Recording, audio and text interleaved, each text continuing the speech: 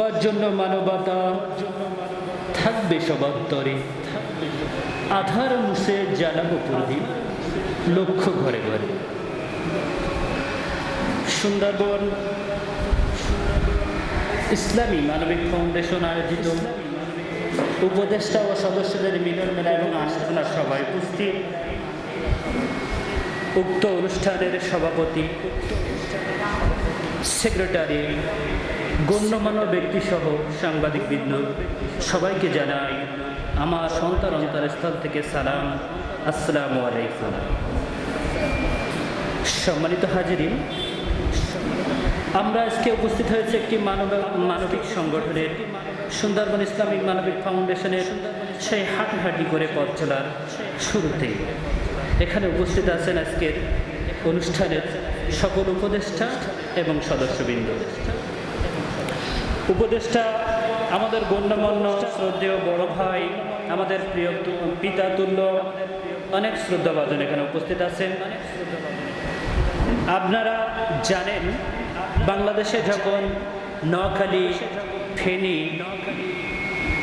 এই এলাকাগুলো যখন প্লাবিত হয়েছিল, সে সময় আমরা আপনাদের দুয়ারে দুয়ারে গেছিলাম তাদের সাহায্যার্থে। আপনাদের কাছ থেকে টাকা নিয়েছি। আপনাদের ভালোবাসা অনুপ্রেরণায় আজকে গঠন হয়ে গেছে সুন্দরবন ইসলামিক মানবিক ফাউন্ডেশন, শুধুমাত্র আপনাদের ভালোবাসার জন্য। প্রিয় হাজিরিন, আপনাদেরকে উদাত্ত আহ্বান জানাবো, আপনাদের এই যে ভালোবাসা আমাদেরকে এত দূরে নিয়ে যাচ্ছে, আশা করি এই ভালোবাসাটা এর থেকে আরও বেশি করে আমাদের দিবেন।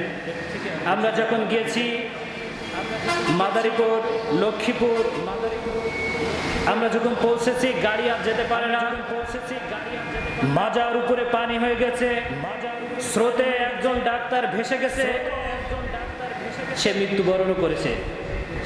আমরা তাদের বাসায় যখন ত্রাণ নিতে গিয়েছি, দেখেছি তার ছেলের আহাজারি।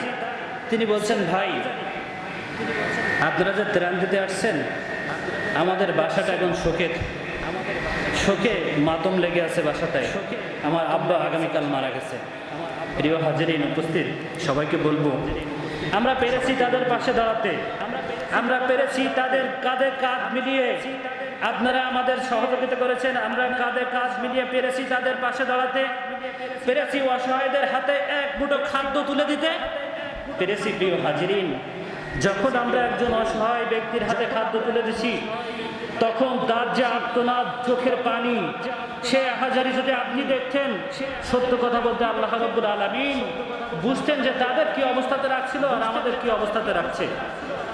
প্রিয় হাজিরিন, আপনাদেরকে বলবো, আমরা যখন এরকম বাংলাদেশের বিভিন্ন সময় আমাদের দুর্যোগ প্রবণ এলাকার সাক্ষীরা, আমরা জানি এই এলাকায় প্রায় সময় দুর্যোগ হয়ে থাকে, নদী ভাঙন হয়ে থাকে। শুধুমাত্র বন্যা হয়েছে এর জন্য নয়, মানবিক কাজের জন্য আমরা সব ধরনের মানবিক কাজের জন্য এগিয়ে আসছি। আমাদের এখানে ব্লাড ব্যাংক একটা করা হচ্ছে, সুন্দরবন ইসলামী ব্লাড ব্যাংক। সেইখানে অসহায় মানুষের বিনা খরচে, কোনো প্রকার খরচ নাই, আমাদের সংগঠন সমস্ত খরচ বহন করে সেই যে ক্লায়েন্ট, যিনি রক্ত নেবেন, গরিব অসহায় মানুষ, তাকে রক্ত দেওয়ার ব্যবস্থা করছে। প্রিয় হাজিরিন, সম্পূর্ণ আপনাদের ভালোবাসা, সম্পূর্ণ আপনাদের কৃতজ্ঞ।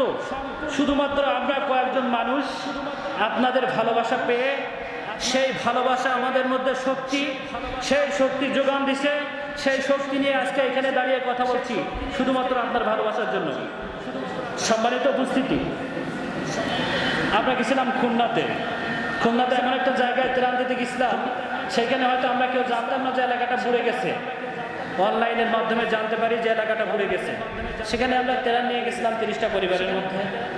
গিয়ে দেখি যে এলাকার যিনি চেয়ারম্যান মেম্বার, তারা হলো সনাতন ধর্মী অবলম্বী। যারা মুসলিম আছে তাদেরকে কোনো কিছু দেয় না। যেগুলো আমরা বাড়ি গেছি, আমার ফোনটা যা উঁচু করে নিয়ে, এরকম হাতের উঁচু করে নিয়ে ফোনটা নিয়ে গেছি, আর কোনো জায়গা নাই, গোলা সমান পানি। বাড়ির মধ্যে গেছি, যে দেখছি বস্তার উপর বস্তা দিয়ে, কাঠ দিয়ে, তার উপর বস্তার উপর বস্তা দিয়ে একজন মুরব্বী তার সাথে